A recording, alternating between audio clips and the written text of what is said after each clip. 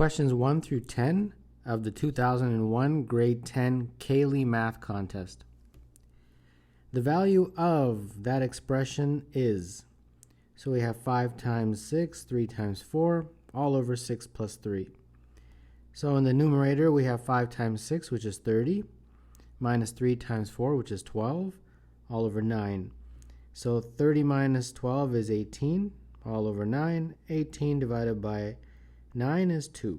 So the answer to number 1 is B. When 1/4 of 15 is multiplied by 1/3 of 10, the answer is, so they want 1/4 of 15, and you want to multiply that by 1/3 of 10. So that's your equation. This, of course, is just 15 over 4, and this is 10 over 3. Multiply the top, and you get 150. Multiply the bottom, you get 12. So this is 150 over 12. Let's see, divide top and bottom by 3, you get 50 over 4. And we can divide top and bottom by 2, 25 over 2. So number 2, the answer is B. If x equals 1 over 4, which of the following has the largest value? All right, so for x equal to 1/4, let's calculate all of these. So x would be just 1/4.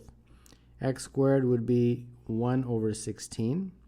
1/2 x would be 1/8. 1 over x, the reciprocal, would be 4. And the root of x would be 1/2. So which of these is the largest? Well, number 3 would be D. In a school, 30 boys and 20 girls entered the Cayley competition. Certificates were awarded to the 10% of the boys and 20% of the girls. Of the students who participated, the percentage that received certificates was. So 10% of the boys received certificates. So 0.1 times 30, which is 3. So 3 boys. And then, what is it? 20% of the girls. So you have 20 girls times 0.2, and this would be 4 girls. So a total of 3 plus 4, 7 students received certificates. So they want you to figure out the percentage. So 7 out of the total is 30 plus 20, 30 boys and 20 girls. So this is 7 over 50, which is 7 times 2, 14%. So number 4 would be A. In the diagram, KL is parallel to MN, AB equals BC, and KAC is 50. What is the value of X? All right. So there's many ways of doing this question, but since these are parallel, we have a property that if you draw a Z-like pattern like this, like that, this angle will be the same as that angle. So if that's 50, this is also 50. Okay? And since this is an isosceles triangle, these two angles are the same, this one and this one. So that angle is 50. And then all the angles about a line are always going to be equal to 180. So we have 50 plus 50 plus x is equal to 180, and therefore 100 plus x is 180, and therefore x is equal to 80. So number 5, the answer is E. Dean scored a total of 252 points in 28 basketball games. Ruth played 10 fewer games than Dean. Her scoring average was 0.5 points per game higher than Dean's scoring average. How many points in total did Ruth score? So we have Dean, and he basically has 252 points in 28 games. And if you divide those two, you get 9 points per game, PPG. Now Ruth, she has an average points per game that's 0.5 higher. So her PPG is 9.5. All right? And then she plays 10 fewer games than Dean. So if Dean played 28 games, she played 18 games. So they want you to figure out how many points, total points. So if x is the total number of points and you divide by the number of games, you get points per game. So you're solving for x, so 18 times 9.5 is 171. Like that. So 6, the answer is B. In the diagram, square ABCD has side length 2 with M the midpoint of BC and N the midpoint of CD. The area of the shaded region BMND is. Okay. So this whole thing is 2, right? It's a square, correct? Yeah, it's a square. So that means this side is 2, that side is 2. So first I'm going to figure out the area of this big triangle right there. Okay, so that triangle is 1/2 base times height. So that's 1/2 base, which is 2, times height, which is 2.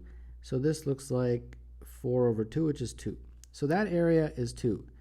Now I'm going to figure out this area, this smaller triangle. And that will be 1/2 base times height, same thing. But this time, notice these are equal. So if the whole thing is 2, those two must be 1 and 1. So 1/2 base times height, similarly this is 1 and 1. We'll have 1 times 1, and therefore this area is 1/2. So the area of the shaded region, as I hope you can see, is the big triangle that I shaded in blue. Subtract the smaller triangle in red. So the area of shaded region, AS, is equal to 2 right here minus 1/2. And that would be 3/2. So 7 is D.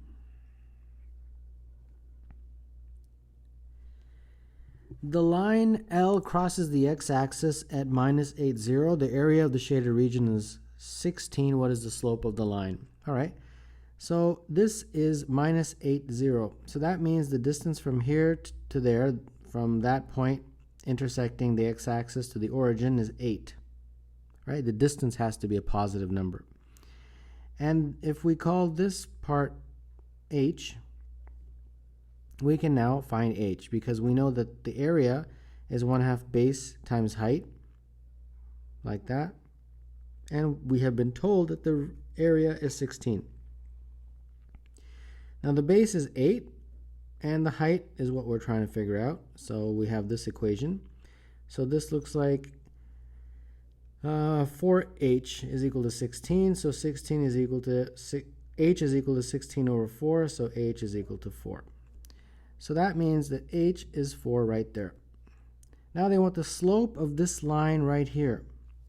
So the slope of a line is m, usually represented by the letter m, and it's rise over run, like that. The rise in this case, as you go along this line, like that, it goes up 4 units. And the run is from there to there, which is, in our triangle, 8 units. So this is 1/2. So the slope of this line is 1/2, which is choice A for number 8.